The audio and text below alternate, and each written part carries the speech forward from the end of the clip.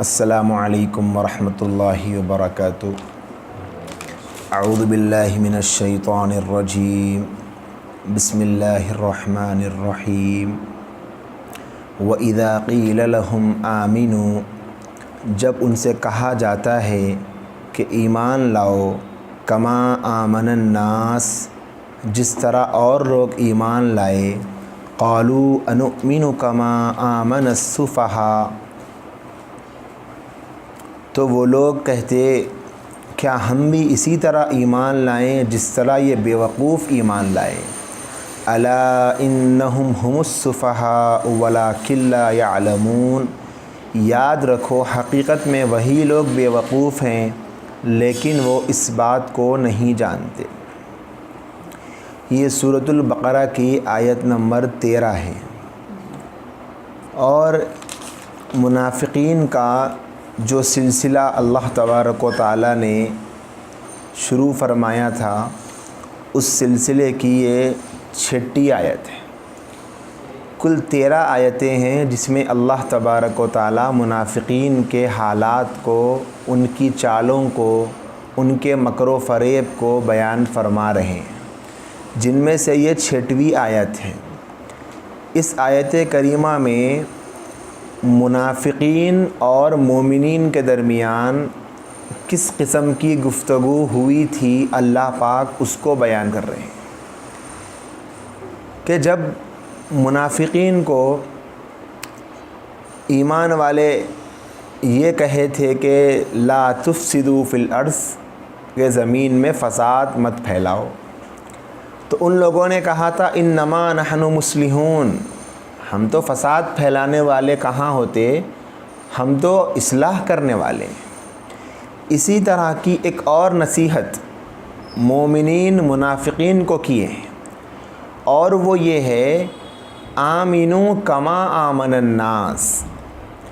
اور جب ان سے کہا جاتا کہ ایمان لاؤ جیسے اور لوگ ایمان لائے۔ یہاں پر الناس میں گرامر کے قاعدے کے اعتبار سے ناس کا ترجمہ ہوتا ہے لوگ، اور جب اس کے اوپر الف لام استعمال ہوتا ہے تو کوئی خاص لوگ مراد ہوتے ہیں، اور یہاں خاص لوگوں سے مراد علماء کے، مفسرین کے اکثر و بیشتر اقوال کی روشنی میں حضرات صحابہ کرام رضوان اللہ تعالی علیہم اجمعین کی جماعت ہے۔ بعض صحابہ سے یہ بھی منقول ہے کہ یہاں الناس سے مراد وہ یہودی لوگ ہیں جو مسلمان ہو گئے تھے، یعنی پہلے یہودی تھے پھر وہ مسلمان ہو گئے، تو ان سے ایمان والے یہ کہتے کہ دیکھو جس طرح وہ لوگ یہودی تھے اور پکے مسلمان ہو گئے، تم بھی تو پکے مسلمان بن جاؤ، تمہارا ایمان یہ کیسا ہے، ظاہر میں کچھ اور کہتے ہو اور اندرون میں کچھ اور رکھتے ہو۔ تو اس طریقے کی ان کو نصیحت کی۔ قالوا، تو وہ لوگ جواب میں کہتے، یعنی اب ان سے کوئی نصیحت کی گئی تو وہ لوگ جواب میں یہ کہتے انؤمن کما آمن السفہاء، تم ہم کو نصیحت کرتے ہو کہ ان جیسا ایمان لاؤ، تو کن جیسا ایمان لائیں، ان لوگوں کی طرح جو لوگ بیوقوف ہیں، یعنی ان بیوقوفوں کی طرح ایمان لائیں۔ مطلب کیا ہے کہ جیسے انہوں نے اپنا سب کچھ چھوڑ کر محمد صلی اللہ علیہ وسلم کی غلامی کو تسلیم کر لیا، تو کیا ہم بھی انہی کی طرح ہو جائیں؟ یہ تو سب کچھ چھوڑ بیٹھے ہیں، یہ تو نبی کے غلام بن چکے ہیں، کیا ہم ان کی طرح بیوقوف لگتے ہیں کہ ہم بھی انہی کی طرح ایمان لا لیں؟ نہیں، ہم تو ایسا نہیں کر سکتے۔ یہ اس وقت کے ایمان والوں پر اور رسول اللہ صلی اللہ علیہ وسلم کے صحابہ پر طنز اور طعنہ ہے کہ وہ لوگ ان کو طنز کی نگاہوں سے، ان کو حقارت بھری نگاہوں سے دیکھ رہے ہیں کہ ان کی طرح ایمان لائیں، کہ بھئی کیا رہا ان کے پاس، یہ لوگ پہلے سردار تھے، پہلے ان کے پاس عہدہ تھا، پہلے بڑے تھے، بہت کچھ تھا، لیکن جیسے محمد صلی اللہ علیہ وسلم پر ایمان لائے سب ختم ہو گیا۔ تو ان بے وقوفوں کی طرح ہم ایمان لے کر آئیں، ہم ایمان لے کر نہیں آ سکتے، ہم ان کی طرح ایمان نہیں لائیں گے۔ تو اللہ پاک نے فرمایا الا انہم هم السفہاء، یاد رکھو حقیقت میں وہی لوگ بے وقوف ہیں، وَلَٰكِن لَّا يَعْلَمُونَ، لیکن یہ لوگ نہیں جانتے۔ تو کون لوگ بیوقوف ہے؟ جو لوگ اس طرح کہہ رہے ہیں، ایمان والوں کو جو بیوقوف کہہ رہے ہیں وہی لوگ اصل میں بیوقوف ہیں۔ کیوں؟ اس لیے کہ اپنی آنکھوں سے معجزات کو دیکھ کر، نزول قرآن کو دیکھ کر، نبی صلی اللہ علیہ وسلم کے وجود کو دیکھ کر اللہ کو نہیں پہچانا اور اللہ کے رسول صلی اللہ علیہ وسلم پر ایمان تک نہیں لائے، ان سے بڑا بھی کوئی بیوقوف ہو سکتا ہے؟ تو کوئی بیوقوف نہیں ہو سکتا۔ صفی جو ہوتا ہے، اصل صفی ایسے آدمی کو کہتے ہیں کہ جس کو نفع نقصان کی پوری تمیز نہ ہو، کم عقل ہو۔ اب یہ لوگ صحابہ کو کم عقل کہہ رہے ہیں، حالانکہ حقیقت میں یہی کم عقل ہیں کہ جو دور کا سوچتا ہے، جیسے آج بھی ہم کہتے ہیں نا، فیوچر کا سوچنے والا ہو، آگے کا سوچے، مستقبل کا سوچے، آنے والے زمانے کا سوچے، تو عقل مند اسی کو کہتے ہیں جو آگے کا سوچے، دور اندیش ہو، فیوچر کا سوچے۔ تو اب صحابہ تو اپنا فیوچر سوچ کر کہ مرنے کے بعد کی ایک بہت بڑی زندگی آنے والی ہے، اس زندگی میں کامیابی نبی کی غلامی میں جا کر ہی ملنے والی، انہوں نے سوچا اور نبی کے اوپر ایمان لائے۔ اور یہ لوگ بیوقوف ہے حقیقت میں کہ یہ لوگ نبی کی غلامی کو تسلیم نہیں کر کے ہمیشہ کی ذلت ان کے مقدر میں ہونے والی۔ تو اللہ نے فرمایا الا انہم هم السفہاء ولکن لا یعلمون، سن لو حقیقت میں تو یہی لوگ بیوقوف ہیں اور ان کو اس بات کو جانتے بھی نہیں، اس کو ان کو خبر بھی نہیں ہے۔ کیوں؟ کب خبر ہوگی؟ جب مریں گے نا، تو مرنے کے بعد خبر ہوگی۔ ابھی تو نہیں خبر ہے، ابھی تو یہ سمجھ رہے ہیں کہ ہاں بھئی ہم بڑے مزے میں ہیں، ہم تو زبان سے کچھ کہتے ہیں اور اندرون میں کچھ کہتے ہیں، بڑے مزے کی زندگی ہے، ٹینشن فری زندگی۔ جیسے آج انسان چاہتا ہے نا کہ ٹینشن فری زندگی ہو، کہ اللہ بھی خوش ہو اور شیطان بھی خوش ہو، دل کی خواہشیں بھی پوری ہو اور دین کے اوپر ٹھپا بھی نہ لگے، دین کے اوپر کوئی نام بھی نہ آئے، حرف بھی نہ آئے۔ تو منافقین کے لیے بھی بڑے ہی سکون کی زندگی نظر آ رہی تھی، حقیقت میں سکون کی زندگی تھی نہیں۔ تو یہ پہلی آیت کریمہ ہے جو آج کے ہمارے درس کی ہے۔ اب اس آیت کریمہ سے جو ملنے والے اسباق ہیں، ذرا ہم ان پر غور کریں۔ یہاں پر اللہ تبارک و تعالیٰ نے فرمایا آمنوا کما آمن الناس، یعنی ایمان لاؤ جیسے لوگ ایمان لائے۔ لوگوں سے مراد حضرات صحابہ کرام ہیں۔ تو اللہ تبارک و تعالیٰ نے یہاں اس آیت کریمہ میں منافقین کے سامنے صحیح ایمان کا ایک معیار پیش کیا، سیمپل کہ ایمان کا جو سیمپل ہے، جو مثال ہے، جو معیار ہے، جو کسوٹی ہے، وہ حضرات صحابہ کرام ہیں۔ تم اگر کامیاب ہونا چاہتے ہو تو کامیابی کے لیے تمہارے لیے شرط یہ ہے کہ تم ان صحابہ کی طرح ایمان لاؤ، یعنی یہ لوگ جیسے ایمان لائے اسی طرح ایمان لاؤ۔ اس لیے کہ پوری روئے زمین پر علماء اہل سنت والجماعت کا اس بات پر اتفاق ہے کہ حضرات انبیاء کرام علیہم السلام کے بعد حضرات صحابہ سے افضل کوئی انسان نہیں۔ انبیاء کے بعد اگر کوئی سب سے افضل ترین طبقہ اس دنیا پر گزرا ہے، روئے زمین پر پیدا ہوا ہے، جن انسانوں کے سروں پر سورج نکلا ہے، وہ صحابہ کی جماعت ہے۔ صحابہ سے افضل کوئی طبقہ نہیں ہے۔ اور یہ صحابہ بھی کیسے کہ ان کو اللہ نے چنا ہے ایمان کے لیے، اور یہ صحابہ بھی کیسے جن کو اللہ نے اپنے نبی کے ساتھ کے لیے منتخب فرمایا ہے۔ ایسے پیارے صحابہ،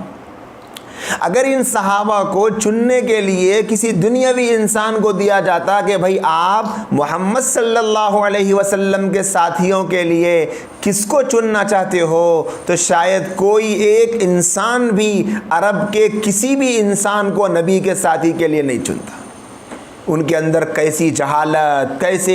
کیسا کرائم، کیسے گناہ، کیسی ان کے اندر عجیب و غریب حرکتیں پائی جاتی تھیں، لیکن اللہ تبارک و تعالیٰ نے ان کو چنا نبی کے ساتھ کے لیے، نبی کے ساتھیوں کے لیے، ایمان کی کسوٹی کے لیے ایسے چنا۔ اور جب وہ صحابی بنے تو ان کی زندگی میں ایسے انقلاب آیا اور اللہ کو ان کا ایمان ایسے پسند آیا کہ اللہ نے انہی کے ایمان کو معیار بنا دیا کہ اب جو کسوٹی ہے، معیار ہے کہ کسی کے ایمان کو پرکھا جائے گا تو وہ صحابی کے ایمان کو دیکھ کر، کہ اگر تمہارا ایمان صحابہ کے ایمان کی طرح ہے تو سمجھو کہ تم صحیح ٹریک پر ہو، اور اگر تمہارا ایمان صحابہ کے ایمان سے مختلف ہو تو علماء نے لکھا ہے کتنے ہی اچھے سے اچھے عقائد قرآن مجید کے روشنی میں، احادیث کی روشنی میں بنائے جائیں اور اس کو فالو کیے جائیں، اور وہ صحابہ کی فہم قرآن اور صحابہ کی فہم حدیث اور صحابہ کے نبی کے منشے کو سمجھنے کے خلاف ہوں گے تو ایسا کوئی عقیدہ معتبر نہیں ہوگا، کیونکہ یہ ٹکرا رہا ہے صحابی کی فہم سے۔ صحابہ کا ایمان، صحابہ کی فہم اتنی زیادہ معتبر ہے اس دین اسلام میں۔ تو اللہ تبارک و تعالیٰ نے یہاں پر کفر اور ایمان کا ایک ضابطہ بیان کر دیا کہ ایمان قرآن کی اصطلاح میں وہ ہے جس کو قرآن کی اس آیت سورہ بقرہ کی آیت نمبر 13 میں اللہ نے بیان فرمایا آمنو کما آمن الناس، جیسے صحابہ ایمان لائے اس طرح ایمان لاؤ، تبھی تمہارا ایمان معتبر ہوگا۔ اگر اس کے علاوہ کچھ بھی انسان اچھے سے اچھی باتیں کہہ لے، اگرچہ وہ دنیا کے زمانے کے چال چلن کے اعتبار سے بہت فٹ نظر آ رہی ہو، لیکن اگر صحابہ کے نظریات سے ٹکرا رہی ہے تو اس کو ردی کی ٹوکری میں پھینک دیا جائے گا، معتبر نہیں مانا جائے گا۔ اور حضرات صحابہ کے بارے میں نبی رحمت صلی اللہ علیہ وسلم کو اللہ نے جو قرآن دیا ہے، صحابہ کی پاک دامنی پر، صحابہ کی نیکی پر، صحابہ کے کردار پر، صحابہ کے اخلاق پر، صحابہ کی نبی سے محبت پر، صحابہ کے دین اسلام کی خدمت پر، صحابہ کی دین کے لیے قربانیوں پر ایسے ایسے اللہ نے الفاظ میں تعریفیں فرمائی ہیں کہ اس کے بعد میں کسی کو بھی صحابی کی تعریف کرنے کی موقع، اگر کوشش کرنے کی توفیق بھی نہ ملے تب بھی صحابہ کی شان میں کوئی فرق نہیں آئے گا۔ قرآن مجید بھرا پڑا ہے اولئک هم الفائزون، اولئک هم الراشدون، اولئک هم المفلحون، یہی وہ صحابہ ہیں جو کامیاب ہیں، یہی وہ لوگ ہیں جو ہدایت یافتہ ہیں، یہ وہ لوگ ہیں جو راہ راست پر ہیں، یہ وہ لوگ ہیں جو ایسا کرتے ہیں، یہ وہ لوگ ہیں جو ہماری محبت میں اپنے بھائی کو ترجیح دیتے ہیں اپنی ضروریات زندگی پر، یہ ایسے لوگ ہیں محمد الرسول اللہ والذین معہ اشداء علی الکفار رحماء بینہم، کہ محمد اللہ کے رسول ہیں اور ان کے ساتھ تم جن کو دیکھتے ہو یہ ایسے ان کے ساتھی ہیں جو آپس میں ایک دوسرے سے نرم دل ہیں، رحماء بینہم، کہ ان کے دلوں میں ایک دوسرے سے ہمدردی ہے، محبت ہے، پیار ہے۔ اللہ نے فرمایا اشداء علی الکفار، کافروں پر بڑے سخت ہے۔ ایمان اور کفر کا جب مسئلہ آتا ہے تو کوئی سمجھوتا نہیں کرتے، اسی لیے تو غزوہ بدر گواہ ہے اس بات پر کہ حضرت عمر فاروق رضی اللہ تعالی عنہ کے مقابل میں جو دشمن کھڑا ہوا تھا وہ ان کا سگا ماموں تھا۔ حضرت ابوبکر صدیق رضی اللہ تعالی عنہ کے مقابل میں جو دشمن کھڑا تھا وہ ان کا سگا بیٹا تھا۔ ابو عبیدہ بن الجراح رضی اللہ تعالی عنہ کے مقابل میں جو کھڑے تھے وہ ان کے سگے باپ تھے۔ جب مدینہ منورہ میں بدر کے بعد کسی موقع پر صدیق اکبر کے بیٹے نے ان سے کہا تھا کہ ابا جان، جب وہ ایمان لا چکے تو کہا تھا کہ ابا جان، کہ اس زمانے میں جب بدر کی لڑائی ہو رہی تھی تو بدر کی جنگ میں کئی مرتبہ آپ میرے تیر کے نشانے پر آ چکے تھے، لیکن باپ سمجھ کر میں نے آپ کو چھوڑ دیا۔ تو صدیق اکبر کی غیرت ایمانی پھڑکی اور آپ نے فرمایا بیٹا اگر تو مجھے بدر کے میدان میں ایک مرتبہ بھی دکھ جاتا تو میں تجھے نبی کا دشمن سمجھ کر نہ چھوڑتا، تیری گردن اسی وقت نے اڑا دیتا۔ ایسا صحابہ کا ایمان بنا تھا۔ اللہ فرماتے ہیں تراہم رکعا سجدا یبتغون، تم دیکھو گے کہ وہ اللہ کی رضا کے لیے ان بے چین ہوتے ہیں، ان کے چہروں پر تم پیشانیوں پر نشان دیکھو گے نمازوں کے۔ ایسے صحابہ کی تعریفیں اللہ قرآن میں بتاتے ہیں۔ صحابہ کے گھرانوں کی زندگی، گھرانوں کے واقعات، کئی صحابہ کے متعلق قرآن مجید میں آیات نازل ہوئی ہیں۔ ان کے گھر کے ایثار کو اللہ قرآن میں بیان کرتا ہے۔ رات میں صحابی نے اپنے اہل و عیال پر یا اپنے رشتہ داروں پر یا کسی غریب پر پورا مال نچھاور کر دیا، اللہ نے نبی رحمت صلی اللہ علیہ وسلم کو وحی کے ذریعے بتلا دیا کہ فلاں صحابی نے اتنا خرچ کیا ہے۔ جب وہ آئے دربار رسالت میں تو اللہ کے نبی نے ان کے سامنے کہا کہ خوشخبری ہو، اللہ نے تمہارے بارے میں یہ آیت نازل فرمائی ہے۔ یہ وہ صحابہ ہیں، ان کا مقام تو اتنا بلند ہے، ان کی حیثیت تو اتنی بلند ہے کہ خود اللہ جن کی تعریف کرے، بتاؤ کیا کسی کو ان کی تعریف کرنے کی ضرورت ہے؟ کیا کسی کی تعریف نہ کرنے سے ان کی تعریف میں کمی آئے گی؟ ایسی شانیں اللہ نے قرآن میں صحابہ کی بیان فرمائی کہ وہ صحابہ تو وہ ہیں جن کو اللہ نے نبی کے تربیت یافتہ بنایا تھا۔ ذرا بتاؤ تو صحیح، کیا جو نبی کی تربیت میں پل کر بڑھ کر سنور کر نکھرے ہوں، کیا ان میں کوئی غلطی ہو سکتی ہے؟ غلطی نہیں ہو سکتی، کیونکہ اللہ پاک نے جیسے انبیاء کرام کو معصوم بنایا ہے گناہوں سے۔ ہمارا عقیدہ ہے اہل سنت والجماعت کا کہ انبیاء کرام معصوم ہیں، یعنی اللہ ان سے کوئی گناہ سرزد ہونے ہی نہیں دیتا، ایسے معصوم ہیں انبیاء کرام۔ اللہ نے نبیوں کو پاک کیا ہے گناہوں سے، اور صحابہ کرام کے بارے میں اہل سنت والجماعت کا عقیدہ یہ ہے کہ حضرات صحابہ محفوظ ہے گناہوں سے، کہ ان سے اگر کوئی گناہ ان کی زندگی میں ہوا بھی تھا تو اللہ نے ان کے اس گناہ کو معاف کر کے ان سے اپنی رضا کا اعلان کر دیا، رضی اللہ عنہم ورضوا عنہ۔ آپ تھوڑا سا غور کریں اس بات پر کہ جب سے تابعین کا دور شروع ہوا، اس وقت سے لے کر آج تک، اور آج سے لے کر قیامت کی صبح تک، ہر ایمان والے کے دل کی تمنا اور خواہش یہ ہوتی ہے کہ میں ایسا کوئی کام کر لوں کہ میرا اللہ مجھ سے راضی ہو جائے۔ اور اہل سنت والجماعت کا یہ بھی عقیدہ ہے کہ صحابہ کے بعد کسی کے بارے میں یقینی طور پر نہیں کہا جا سکتا کہ اللہ ان سے راضی ہو گیا۔ ہاں، امید ہے کہ فلاں اللہ والے سے اللہ راضی ہے، فلاں سے راضی ہے، ہر ایمان والے کے بارے میں امید ہے، لیکن یقین کے ساتھ کسی کے بارے میں نہیں کہہ سکتے کہ یہ جنتی ہے۔ یہ سرٹیفکیٹ اگر کسی کو ملا تو صرف صحابہ کو ملا۔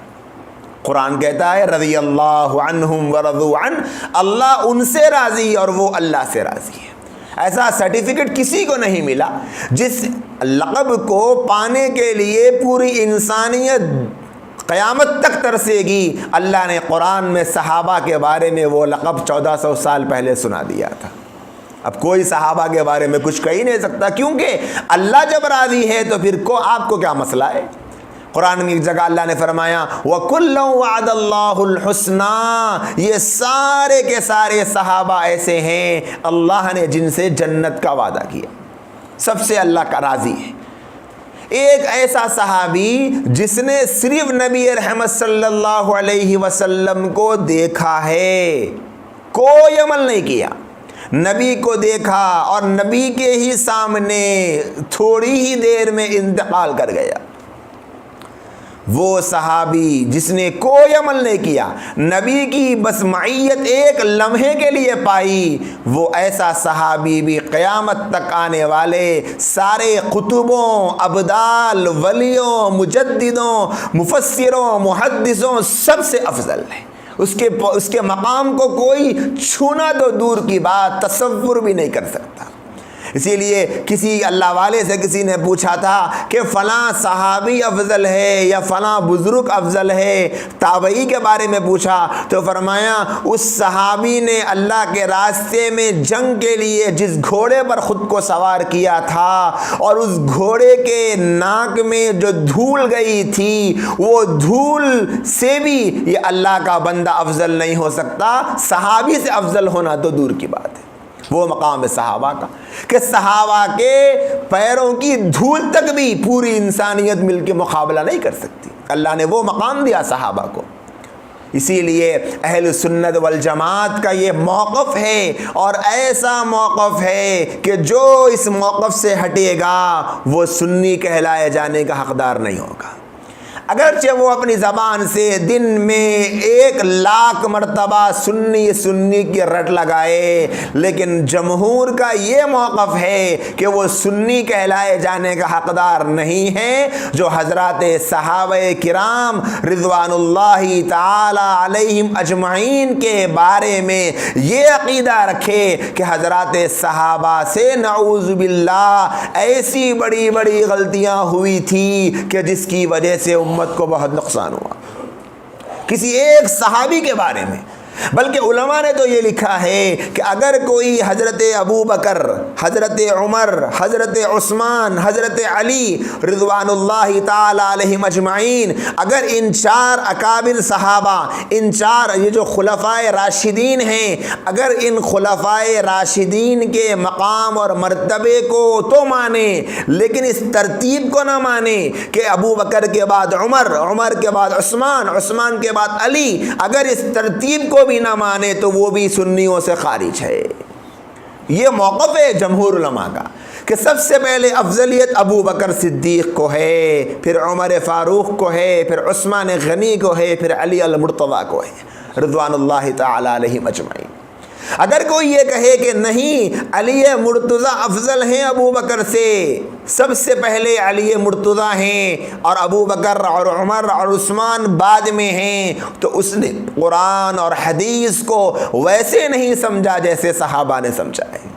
یہاں جو قرآن میں اللہ نے فرمایا آمنو کما آمن الناس، ایسے ایمان لاؤ جیسے صحابہ نے ایمان لایا تھا، تو اس کا ایمان ویسے نہیں جیسے صحابہ کا تھا، کیونکہ صحابہ کا یہ یقین تھا کہ سب سے افضل اگر نبی کے بعد کوئی ہے تو وہ ابو بکر صدیق ہے۔ بلکہ اہل سنت والجماعت کے علماء کا تو یہ موقف ہے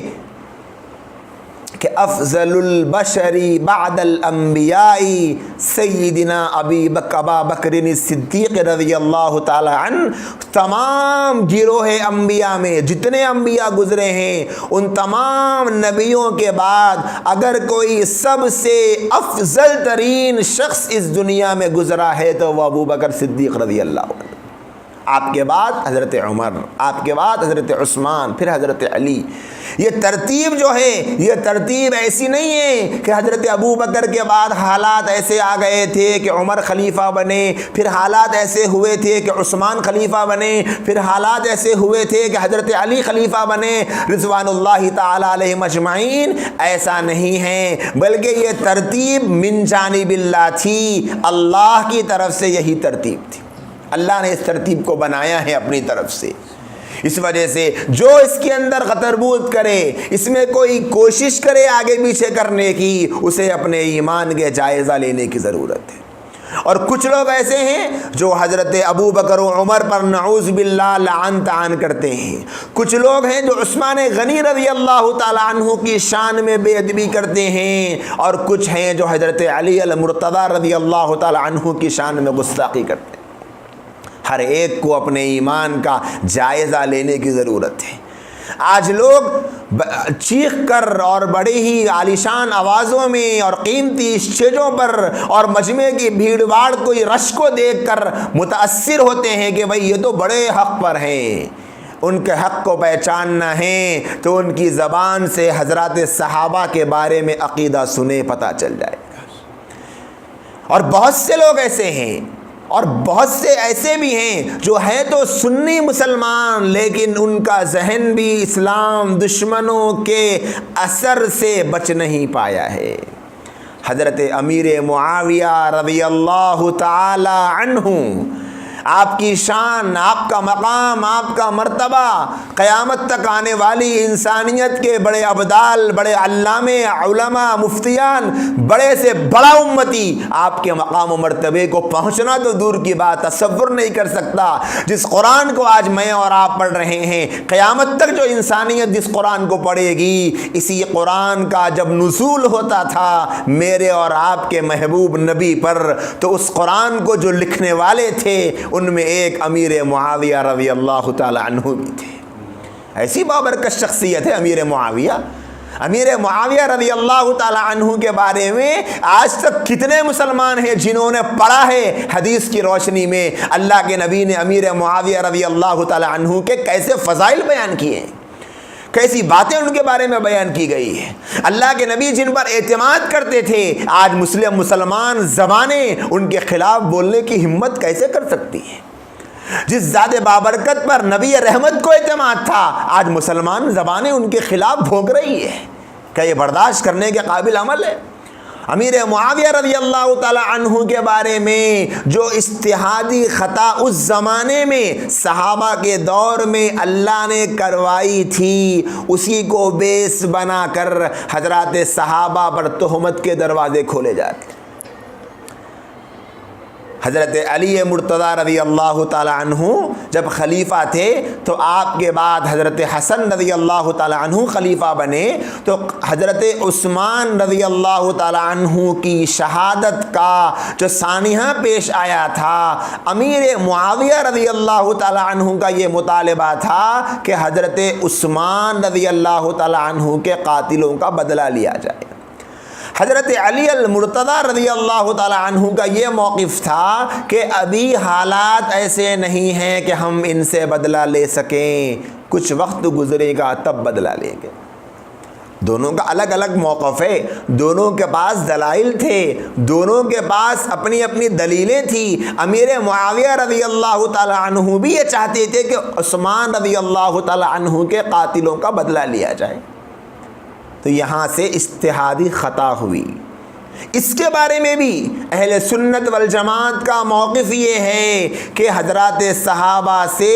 جو اجتہادی خطا ہوئی ہے اللہ کروائے ہیں، دکھلانے کے لیے قیامت تک آنے والی انسانیت کو کہ اگر کسی مسلمانوں کی دو جماعتوں کے درمیان اختلاف ہو جائے تو پھر صحابہ کو کیسے فالو کریں، اس کے لیے کیا ہے۔ اور لکھا ہے کتابوں میں کہ اگر اجتہادی خطا کی وجہ سے کچھ نوک جھوک ہوئی بھی تھی، حالات کشیدہ ہوئے تھے، اگر مقابلہ بھی ہوتا تھا تو دو طرف جو دو جماعتیں تھیں، اگر مقابلہ ہوتے ہوتے نماز کا وقت ہو جاتا تو اس جماعت کی طرف سے جو لڑنے والے ہوتے وہ اس جماعت کی طرف سے لڑنے والوں کے بیچ نماز ادا کرتے تھے۔ یہ حال تھا ان کا کہ ان لوگوں کے درمیان اگر اختلاف بھی ہوا تو وہ بھی اختلاف بھی ان کے دلوں کی خرابی کا سبب نہیں بنا تھا، ان کے دلوں میں جذبات محبت کا سب کچھ تھا۔ تاریخ کے جھروکوں سے کچھ لوگ گندی مکھیوں کو کھینچ کھینچ کر جیسے گندگی لانے کا مزاج ہوتا ہے، ایسے اوراق کو اپنے زبانوں کے چٹورے پن کے لیے لاتے ہیں اور علماء امت کے نام کو داغدار کر کے امت کو کے ذہن کو برباد کرتے ہیں کہ فلاں صحابی سے یہ غلطی ہو گئی تھی۔ ایسی بڑی بڑی شخصیتیں گزری ہے تاریخ اسلام میں جن کی خدمات کو امت قیامت تک نہیں بھلا سکتی، جن کی کتابیں ہیں، جن کا لٹریچر، جن کی تصنیفات، جن کی تقریریں، جن کے اسلام کے لیے خدمت بہت کچھ کیا انہوں نے، لیکن صحابہ کرام کے بارے میں اپنی زبان کو کھول کر وہ اہل سنت کی پٹری سے گر گئے۔ اسی لیے حضرت امیر معاویہ رضی اللہ تعالی عنہ کا جو احترام ہے وہ احترام ہر مسلمان پر لازم۔ ان کے بارے میں علماء نے جو لکھا ہے، اللہ نے امت کو سکھانے کے لیے یہ کام کروایا تھا، اور جو ہوا اللہ اس کو معاف کر چکے ہیں، کیونکہ اللہ کے قرآن کہتا ہے وَكُلًّا وَعَدَ اللَّهُ الْحُسْنَى، سب کے سب جنتی۔ اب اللہ جنتی بتلا رہا ہے تو پھر ان مولویوں کو سوائے اپنی دکان کے چمکانے کے اور کیا ملے گا؟ جنہیں امیر معاویہ رضی اللہ تعالی عنہ سے نعوذ باللہ میں بہت ہی احتیاط سے کہنا چاہتا ہوں، اپنے ایمان کی خیر منائے وہ لوگ جنہیں ڈر نہیں اپنے ایمان کے سلب ہونے کا، وہ امیر معاویہ رضی اللہ تعالی عنہ کو رضی اللہ عنہ بھی نہیں کہتے بلکہ ان کا نام ادب سے بھی نہیں لیتے۔ کچھ ایسے مینڈکوں کو جو پانی میں نکلتے ہیں خوش کرنے کے لیے امیر معاویہ رضی اللہ عنہ کی شخصیت کو مجروح کرنے کی ناکام کوشش کی جاتی ہے۔ لیکن یاد رکھیں، اکثر علماء نے اپنی کتابوں میں ایسے واقعات کو لکھا ہے، جس شخص نے بھی صحابہ پر زبان کو کھولا ہے اس کا انجام بہت برا ہوا ہے۔ بہت خوفناک انجام ہوا ہے۔ یہ تو صحابہ کے زمانے میں دکھایا ہے اللہ نے ایسے واقعات کو کہ انسان نے آنکھوں سے دیکھا کہ جانوروں کے ذریعے سے اللہ نے انسانوں کی کھوپڑیوں کو پھڑوایا ہے، جو صحابہ کی شان میں غصہ کرتے تھے۔ تو قرآن کی اس آیت سے یہ پتہ چلتا ہے کہ حضرات صحابہ معیار ایمان ہیں، یہ کسوٹی ہے ایمان کی۔ جس شخصیت کو دیکھنا چاہتے ہو، پرکھنا چاہتے ہو حق پر ہے یا نہیں ہے، اگر کوئی بہت زیادہ خود کو حق کا متوالی کہہ رہا ہے تو جانچنے کا جو تھرمامیٹر ہے وہ صحابہ کا ایمان۔ دیکھ لیں جو عقائد صحابہ کے تھے وہ ہے یا نہیں، جو عمل صحابہ کا تھا وہ ہے یا نہیں، جو زندگی صحابہ کی تھی نبی کے دین کو پھیلانے میں وہ ہے یا نہیں، دیکھ لیں پتہ چل جائے۔ صحابہ نے قرآن کو جیسے سمجھا ویسے سمجھ رہے یا نہیں، صحابہ نے جیسے حدیث کو سمجھا ویسے سمجھ رہے یا نہیں، یہ معیار ہے صحابہ کا ایمان۔ پھر اس کے بعد اللہ نے آگے فرمایا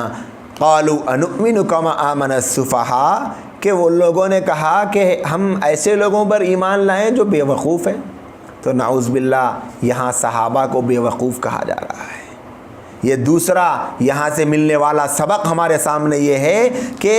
یہ جو لوگوں نے اس طرح کا جملہ کہا ہے صحابہ کے بارے میں، یہ دستور چلا آ رہا ہے دنیا کا کہ جو بھی حق پر ہوتا ہے اس کو لوگ اسی طرح کی باتیں کرتے ہیں،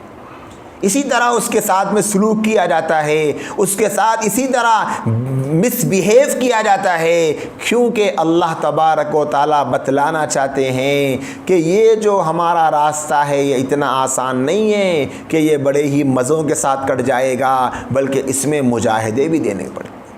تو صحابہ کو یہاں پر ان لوگوں نے کہا کہ ہم اس طریقے سے ان لوگوں کو ہم اپنا کہیں، وہ لوگ تو بے وقوف ہے، یہ لوگ تو اس طریقے کے ہیں کہ ان لوگوں کو تو عقل ہی نہیں۔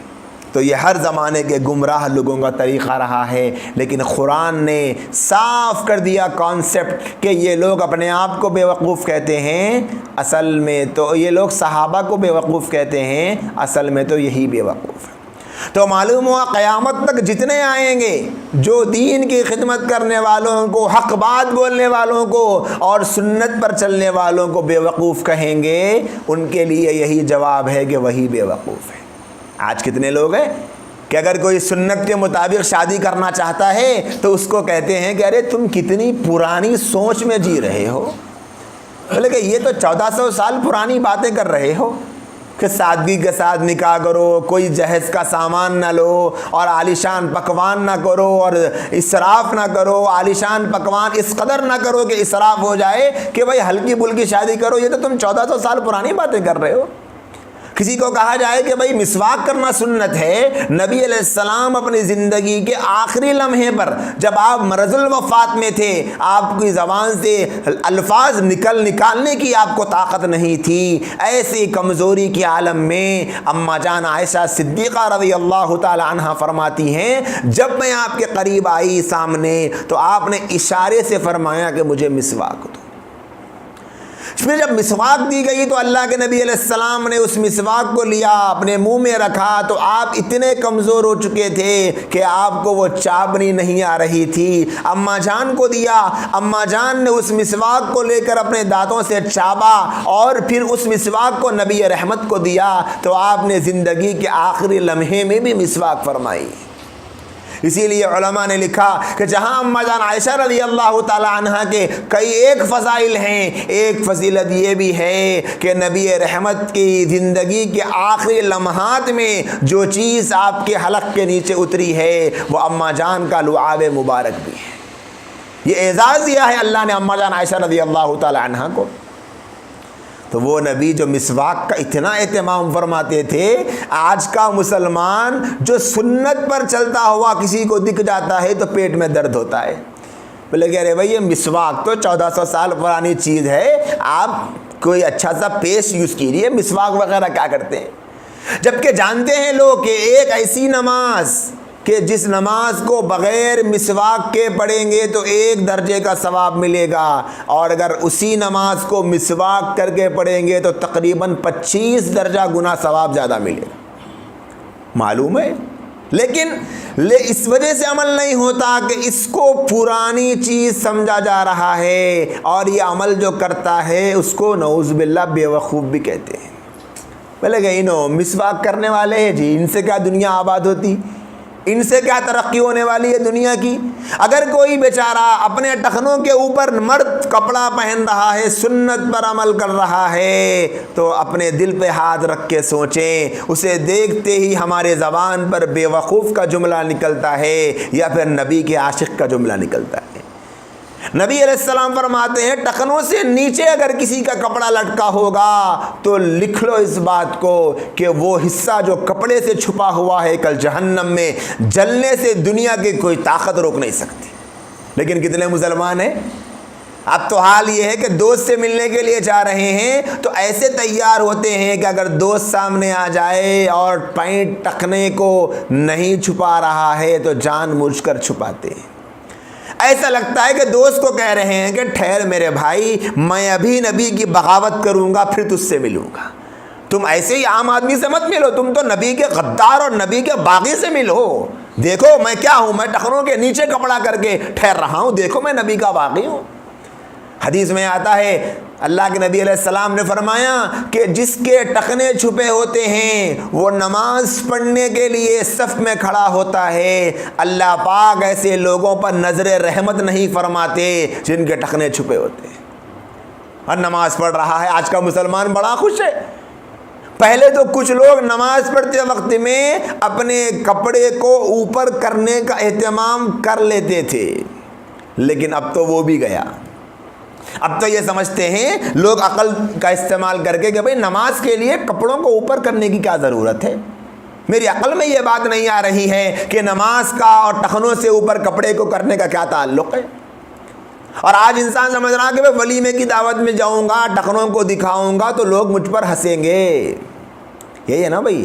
اور اگر کوئی بیچارہ اچھے کپڑے پہن کر تیار ہو کر ولیمے کی دعوت میں یا کسی تقریب میں کسی میٹنگ میں اگر ایسا آ جائے کہ اس کے ٹخنے نظر آتے ہیں تو اس کو دیکھ کر ہنسا جاتا ہے یا نہیں جاتا، ہم خود اپنے آپ سے پوچھ لیں۔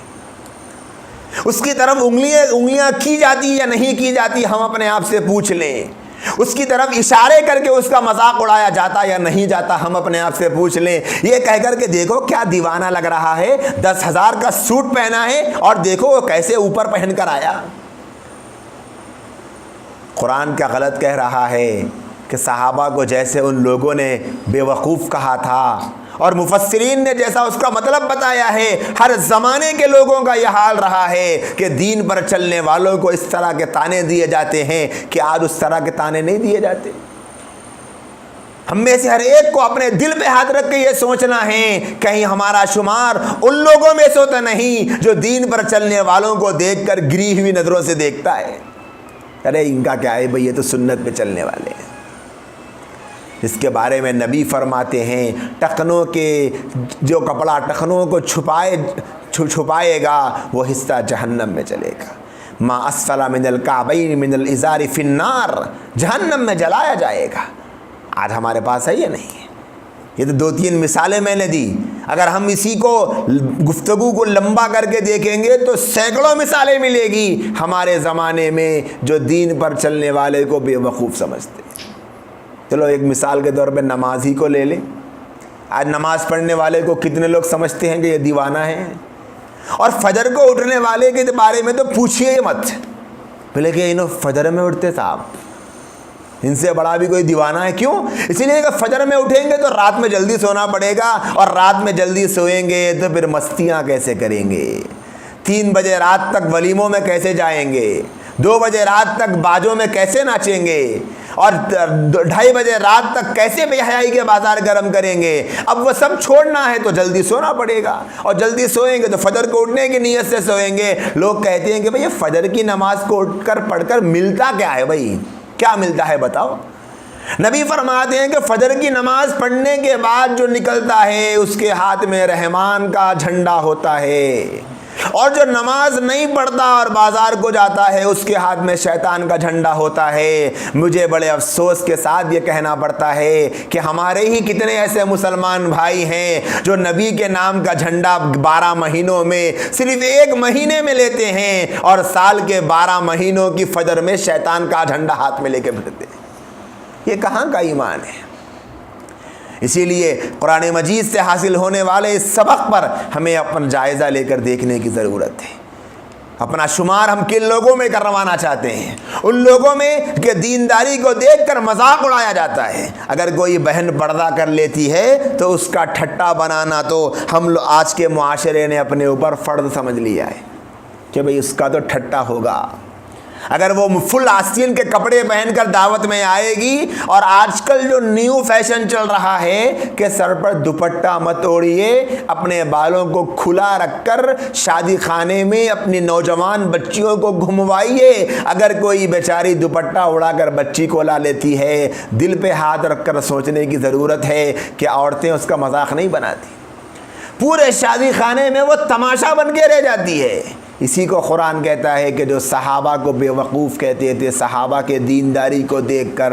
آج بھی ایسے لوگ پائے جاتے ہیں، قیامت تک پائے جائیں گے۔ یہ قرآن اس لیے نہیں ہے کہ صحابہ کے زمانے کے قصے کو پڑھ کر ہم یہ سوچ لیں کہ اچھا منافقین صحابہ کے ساتھ ایسا کرتے تھے۔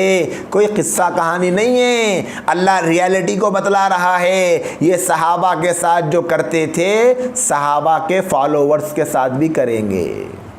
صحابہ کے فالوورز کے ساتھ، اور صحابہ کے فالوورز وہی ہے جو دین کو فالو کر رہے ہیں۔ تو دوسری اس سے سیکھنے کی نصیحت ہم کو یہ ملتی ہے کہ جو لوگ دین پر چلتے ہیں ان کو جو ستاتا ہے، ان کو جو اذیت دیتا ہے، اللہ تبارک و تعالی اس کو اپنی طرف سے یہ جواب دے رہے ہیں۔ یہ تیسری بات، الا انہم هم السفہاء ولکن لا یعلمون، جو کسی سنت پر چلنے والے کو دیکھ کر مذاق اڑاتا ہے، اگرچہ ظاہر میں وہ مذاق اڑا رہا ہے لیکن حقیقت میں اس کا ہی مذاق اڑنے والا ہے۔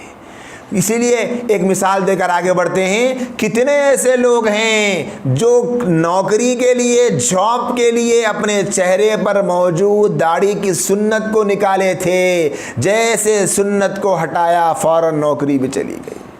اور یہ کہا کہنے والے نے، ان کے باس نے، کہ جب تمہیں اس تھوڑی سے پیسوں کے لیے نبی کی سنت کو بیچنا آسان ہے تو کیا بھروسہ کل تم میری کمپنی کسی کو بیچ دو گے؟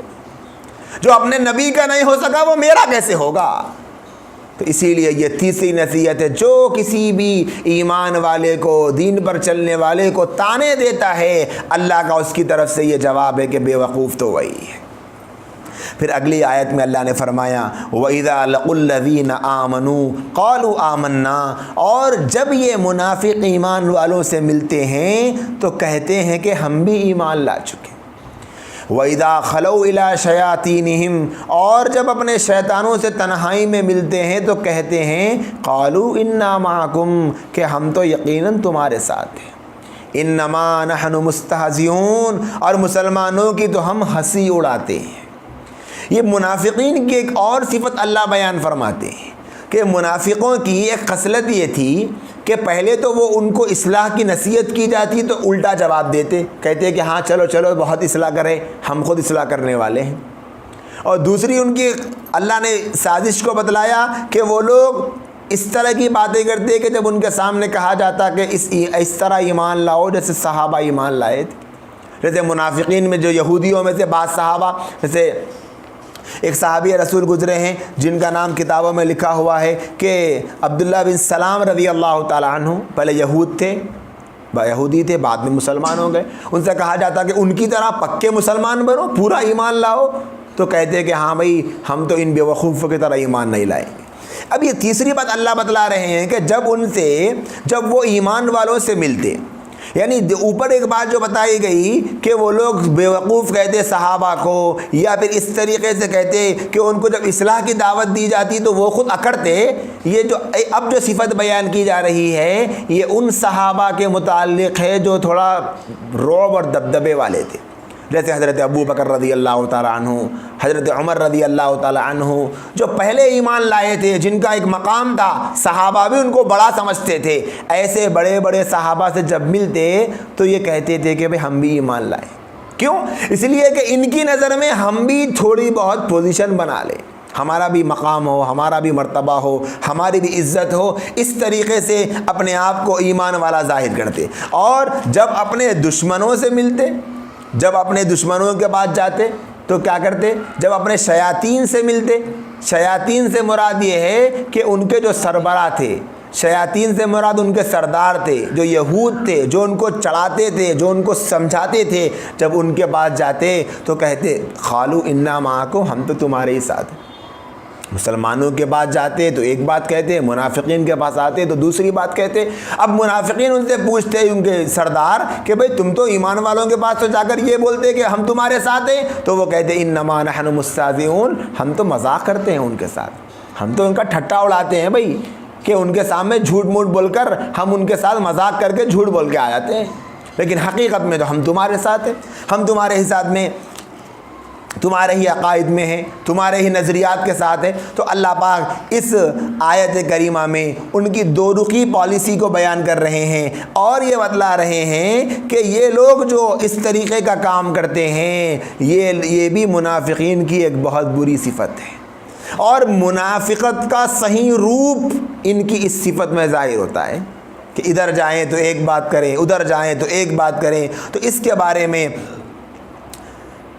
علماء کرام نے اس بات کو لکھا ہے کہ ان کے جو شیطان تھے، جو سردار تھے، وہ یہود کے پانچ بڑے سردار تھے، جن میں سے حضرت ابن عباس رضی اللہ تعالیٰ عنہ کی روایت سے یہ بات موجود ہے کہ مدینے میں کعب ابن اشرف، یہ منافقین کا بڑا سردار، یعنی یہودیوں کا سردار بڑا تھا، جس سے منافقین مشورہ جا کے کرتے تھے۔ اور اسی طریقے سے مدینے کے ایک ابو بردہ قبیلے جوہینہ کا ایک شخص تھا، اور تیسرا شخص تھا عبد الدار، اور چوتھا تھا عوف بن عامر، پانچواں تھا عبداللہ بن سودا۔ یہ پانچ لوگ تھے جن کے پاس جا کر منافقین مشورے کیا کرتے تھے، جن کے پاس جا کر اس طریقے کی باتیں پوچھا کرتے تھے، اور ان کے سامنے جا کر دو رخی پالیسی کا اظہار کیا کرتے تھے۔ تو اللہ تبارک و تعالیٰ اس آیت کریمہ میں اسی بات کو بیان کرتے ہیں کہ وہ ایمان والوں کے پاس جاتے تو کہتے ہیں کہ ہم تمہارے ہیں، شیاطین کے پاس جاتے تو کہتے ہیں کہ ہم تمہارے ہیں۔ یہاں پر اللہ نے شیطان کا لفظ استعمال کیا، حالانکہ شیطان کا مطلب ہم سمجھتے ہیں کہ ابلیس، لیکن شیطان کہتے ہیں ہر ایسی چیز کو کہ جو انسان کو حق سے ہٹائے، گمراہی کی طرف لے کر جائے۔ انسانوں میں بھی ہوتے ہیں گمراہ کرنے والے، شیطان بھی ہوتے ہیں، جیسا کہ سورہ ناس میں ہم پڑھتے ہیں کہ من الجنت والناس، اللہ سے پناہ چاہی جاتی ہے جنوں سے بھی اور انسانوں میں سے بھی۔ تو اللہ نے یہاں پر یہی فرمایا کہ جب ملتے ہیں جا کر تنہائی میں اپنے شیطانوں سے، سرداروں سے، کہتے ہیں قالوا انا معکم، ہم تو تمہارے ہی ساتھ ہیں، پریشان ہونے کی کوئی بات نہیں ہے، ہم ان کے ساتھ ایمان نہیں لائے، ہم تو بس ان کو دھوکہ دے رہے ہیں، ہم تو ان کی آنکھوں میں دھول جھونک رہے ہیں، ہم تو ان کا مذاق اڑا رہے ہیں، ہم تو ان کا ٹھٹا اڑا رہے ہیں۔ اللہ تبارک و تعالیٰ نے اگلی آیت میں ان کے بارے میں ایک ایسی حقیقت کا اظہار کر دیا ہے کہ اس حقیقت کو سننے کے بعد قیامت تک آنے والے ہر ایسے بندے کو جو ایمان والوں کا مذاق اڑاتا ہے ایک سبق مل جاتا ہے۔ اللہ فرماتا اللہ یستہزئ بہم، حقیقت یہ ہے کہ اللہ ان کی ہنسی اڑاتا ہے۔ اللہ اکبر، اللہ جس کی ہنسی اڑائے گا سوچئے اس کا ٹھکانہ کیا بنے گا۔ اب یہاں پر ہنسی اڑانے کا مطلب کیا ہے؟ حالانکہ اللہ تبارک و تعالیٰ تو ہنسی اڑانا ہو یا اس طریقے کی جو صفات ہیں اس سے تو پاک ہے۔ تو یہاں پر مفسرین کرام نے اس مطلب کو لکھا ہے کہ عرب میں محاورہ، عرب کی ایک عادت تھی کہ جب بھی وہ کوئی چیز بدلے میں دیتے یا بدلے میں بولتے تو جو سزا یا جزا یا معاوضہ دیتے تھے اسی لفظ سے اس کا استعمال کرتے تھے۔ جیسے یہاں پر ان لوگوں نے کہا کہ ہم مذاق اڑاتے ہیں تو اللہ نے بھی مذاق ہی کا لفظ استعمال فرمایا، حالانکہ یہاں مذاق مراد نہیں ہے بلکہ یہ مراد ہے کہ اللہ پاک وَيَمُدُّهُمْ ان کی سرکشی میں ان کو ڈھیل دیتا ہے، وَيَمُدُّهُمْ ان کو ڈھیل دیتا ہے۔ تو ڈھیل دینا گویا ان کا مذاق اڑانا ہے، اب ڈھیل دینا مذاق کیسے اڑانا ہے کہ اب وہ لوگ جو سرکشی کر رہے ہیں، مسلمانوں کو ستا رہے ہیں، مسلمانوں کا مذاق اڑا رہے ہیں، تو اللہ پاک ان کے اوپر عذاب نہیں لاتا، گرفت نہیں کرتا، پکڑتا نہیں۔ یہ سمجھتے ہیں کہ دیکھیں اگر ہم غلط ہوتے تو اللہ کا عذاب آتا، اگر ہم حق پر نہ ہوتے اللہ کا عذاب آتا۔ اسی دھوکے میں رہتے رہتے رہتے آگے بڑھتے چلے جاتے اور سیدھے جہنم کا منہ دیکھ لیتے۔ اس کے باوجود اللہ تعالیٰ کے ٹھٹا کرنے کا، مذاق کرنے کا جو مطلب ہے، بعض مفسرین نے 4 مطلب اس کے بیان فرمائے۔ پہلا مطلب علامہ بغوی نے ابن عباس رضی اللہ تعالیٰ عنہ سے روایت کیا ہے کہ اللہ تعالیٰ کے ٹھٹا کرنے کا مطلب یہ ہے کہ اللہ ان کے لیے جنت کا دروازہ کھولیں گے۔ جب وہ جنت کے قریب آئیں گے جنت کو دیکھ کر، اور آتے جائیں گے، جیسے ہی دروازے کے قریب آئیں گے تو دروازہ بند کر لیا جائے گا، ان کو جہنم میں ڈال دیا جائے گا۔ تو اللہ کے ٹھٹا کرنے کا ایک مطلب یہ ہے کہ ان کو جنت میں دکھائی جائے گی اور قریب آئیں گے تو انہیں جہنم میں ڈھکیل دیا جائے گا۔ اور اسی طریقے سے ایک روایت میں ہے اللہ کے ٹھٹا کرنے کا مطلب یہ ہے کہ اللہ پاک ایک نور پیدا کریں گے، اور اس نور کی روشنی سے ایمان والے پل صراط پر سے گزریں گے۔ اب جب ایمان والے گزریں گے تو منافقین دیکھیں گے کہ نور نظر آ رہا کہ چلو بھائی روشنی ہے، روشنی میں ہم بھی پل صراط کو پار کر لیں گے۔ جب وہ پل صراط کو پار کرنے کے لیے پیچھے پیچھے آئیں گے تو اس نور کے اور ایمان والوں کے اور منافقین کے بیچ میں،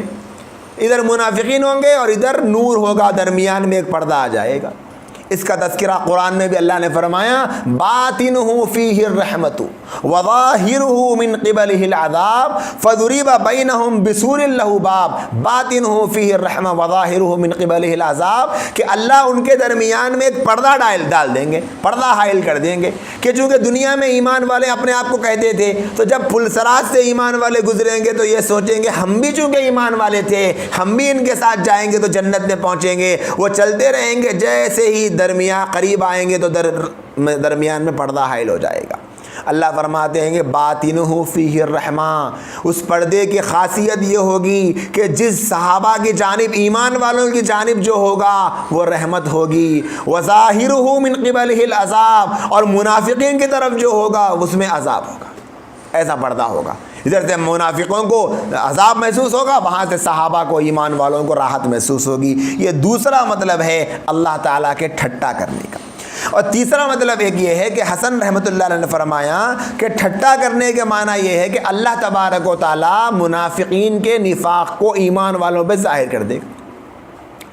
منافق یہ سمجھ رہا ہے کہ میں چونکہ مذاق کر رہا ہوں، ان کو نہیں پتا، یہ دھوکے میں ہیں، یہ سمجھتے ہیں کہ ہم مسلمان ہیں، لیکن اللہ تعالیٰ ایسا مذاق کریں گے کہ گویا ان کا پتہ ایمان والوں کو دے دیں گے۔ ایمان والوں کو پتہ ہو جائے گا بھئی یہ تو منافق ہے۔ جب ایمان والے جان لیں گے کہ یہ منافق ہے تو پھر مذاق کیسے کر پائیں گے؟ وہ اگر کہیں گے ہم تمہارے ساتھ ہیں، پھر بھی ایمان والوں کو یقین نہیں آئے گا، کیونکہ اللہ تبارک و تعالیٰ نے ان کو بتا دیا ہے۔ اور حدیث میں موجود ہے کہ نبی رحمت صلی اللہ علیہ وسلم نے ایک ایسے صحابی تھے کہ جن کو سر رسول اللہ کہا جاتا تھا، کہ وہ اللہ کے نبی علیہ السلام کے راز ہیں، حذیفہ بن الیمان رضی اللہ تعالیٰ عنہ، جن کو اللہ کے نبی نے منافقین کی فہرست دے دی تھی، کہ جو جو منافق اللہ تعالیٰ نے نبی نے ان کو بتلا دیا تھا۔ تو یہ تیسرا مطلب ہے۔ چوتھا مطلب ایک یہ ہے کہ اللہ تبارک و تعالیٰ ان منافقوں کے لیے جنت کے قریب ایک دروازہ کھولیں گے، کھول کر ان کو آواز دی جائے گی کہ آ جاؤ، یہاں آ جاؤ، یعنی جنت میں آ جاؤ۔ جب وہ جنت کے قریب آئیں گے اور جیسے ہی وہ خوش ہوں گے کہ ہم جنت میں داخل ہوں، فوراً دروازہ بند کر دیا جائے گا۔ تو یہ 4 مطلب مفسرین نے بیان فرمائے ہیں اللہ کے ٹھٹا کرنے کے اور مذاق کرنے کے۔ یہاں پر ایک بات اور یہ بھی سمجھنے کی ہے کہ اللہ یستہزئ میں اللہ تبارک و تعالیٰ یہ اس طرف اشارہ دے رہے ہیں کہ صحابہ کے بارے میں جو منافقین مذاق کی بات کر رہے تھے، اللہ تعالیٰ صحابہ کی طرف سے ان منافقین کو سزا دینے کے لیے کافی ہے۔ اب حضرات صحابہ کو اور ایمان والوں کو پریشان ہونے کی ضرورت نہیں، کہ بھائی آپ کو کوئی ستا رہا ہے، اللہ ان کو بدلہ لے گا، تو پھر صحابہ کو پریشان ہونے کی کوئی ضرورت نہیں ہے۔ ایک اور نقطہ یہاں پر یہ سمجھنے کا ہے، اللہ یستہزئ میں اللہ تبارک و تعالیٰ نے جو جملہ استعمال فرمایا، یہ یستہزئ ایسے معنی بتاتا ہے کہ اللہ اب بھی ان کا ٹھٹا کر رہا، آگے بھی کرے گا، یعنی ہر زمانے میں جو کوئی ایمان والوں کو تکلیف دے گا، اذیت دے گا، خود ان کا ٹھٹا بن کے رہ جائے گا۔ آج دنیا میں دیکھیں کتنی ایسی قومیں ہیں جن کی نظریں صرف عالم اسلام پر جمی ہیں، اسلام کے جو بڑے بڑے اہل اللہ ہیں ان پر جمی ہیں، علماء پر جمی ہیں، اور کتنے ہیں جن کی نگاہیں قرآن پر جمی ہیں کہ کسی طرح اس اسلام کو کمزور کریں۔ لیکن کیا ہو رہا ہے؟ اللہ تعالیٰ ان کو ان کا بدلہ دے رہے ہیں، ہم اپنی آنکھوں سے دیکھ رہے ہیں، اپنے کانوں سے خبریں سن رہے ہیں۔ تو یہ مطلب ہے یستہزئ کا۔ پھر اگلا جملہ فرمایا وَيَمُدُّهُمْ، ان کی سرکشی میں اللہ تبارک و تعالیٰ ان کو ڈھیل دے دیتا ہے۔ یعنی اللہ تعالیٰ کا دنیا میں قانون ہے، اور وہ قانون یہ ہے کہ جس کو تکوینی نظام کہتے ہیں، کہ اللہ نے دنیا میں ایک سیٹ اپ بنایا ہے۔ وہ سیٹ اپ یہ ہے کہ اللہ تعالیٰ دنیا میں اسباب کے تحت دنیا کو چلاتے ہیں۔ اسباب جو اللہ نے بنا دیے ہیں وہ ختم نہیں کرتے ہیں، کہ اب ایک بندے کو اللہ نے دنیا میں پیدا کر دیا کہ اگر ایمان لائے گا تو مرنے کے بعد انعام، کفر اختیار کرے گا تو مرنے کے بعد سزا۔ ایسا نہیں ہوتا کہ کسی ایمان والے کو اللہ اس کی زندگی میں مجبور کرتے ہیں کہ تم نیک بنو، کافر کو مجبور کرتے ہیں کہ ایمان لاؤ، ایسا نہیں ہوتا۔ جیسے اللہ نے آگ کے اندر جلانے کی طاقت رکھ دی، یہ اب نظام ہے تکوینی۔ ایسا نہیں ہوگا کہ اللہ تعالیٰ اب دنیا میں آگ کے اندر سے درمیان سے اچانک جلانے کی صفت کو چھین لے۔ قادر ہے چھیننے پر، لیکن چھینیں گے نہیں۔ جیسے زہر کے اندر اللہ نے موت رکھ دی ہے، زہر استعمال کرے گا مر جائے گا۔ ایسا نہیں ہوگا کہ زہر سے اچانک شفا ملنا شروع ہو گئی، کہ جو آدمی کل تک زہر پی کے مر رہا تھا آج مرنے والا زہر پی کر زندہ ہو گیا، ایسا نہیں ہوگا۔ اسی طریقے سے دنیا میں انسان جو اللہ کی نافرمانی کرتا رہتا ہے، اللہ تعالیٰ اس کو ڈھیل دیتے رہتے ہیں۔ دنیا میں عذاب نہیں آتا، بہت کم آتا ہے دنیا میں عذاب۔ اصل عذاب تو آخرت میں ملے گا، کیونکہ وہ جزا کی جگہ ہے، وہ سزا کی جگہ ہے۔ تو یمدہم کا معنی ہے اللہ ڈھیل دیتے رہتا ہے۔ جیسے منافقین کو اللہ پاک ڈھیل دے رہے تھے، ان کے ساتھ پکڑ نہیں ہوئی، اسی طرح اس جملے سے ہم کو جو سمجھنے کی بات ہے وہ ایک یہ ہے کہ اللہ پاک ہر انسان کو دنیا میں ڈھیل دیتا ہے۔ بہت سے مسلمان ہیں جن کی زندگی گناہوں میں ایسی لت پت ہے کہ خود ان سے پوچھا جائے کہ اگر تم آج مرو گے تو کہاں جاؤ گے، تو وہ کہیں گے کہ بھائی کہیں پر بھی چلے جائیں لیکن جنت میں تو نہیں جا سکتے۔ کوئی عمل ہمارا ایسا ہے ہی نہیں کہ جنت میں جائیں۔ بھائی پھر کیا بات ہے، توبہ کیوں نہیں کرتے، بدلتے کیوں نہیں، کیوں نیک نہیں بنتے؟ بولے کہ نہیں، کل بنیں گے نیک، کل سے نیک بنیں گے، شام سے نیک بنیں گے، آنے والے جمعہ سے نیک بنیں گے، اس رمضان سے نیک بنیں گے۔ تو اس طریقے سے جو اللہ کا تکوینی نظام ہے، اس نظام کو انسان اپنے لیے یہ سمجھتا ہے کہ میرے لیے موقع ہے کہ میں کچھ بھی کر سکتا ہوں، مجھے کچھ نہیں ہوگا۔ اگر کچھ ہونا نہ ہوتا تو پھر کسی کو بھی کچھ نہ ہوتا۔ کتنے ہمارے ہی بیچوں کے لوگ ہیں کہ جن کو موقع ہی نہیں ملا بدلنے کا، وہ بھی انتظار میں تھے ایک موقع کے کہ موقع آئے گا تو ہم اپنے آپ کو بدل لیں گے، لیکن موقع آنے سے پہلے وہ چلے گئے اللہ کے پاس۔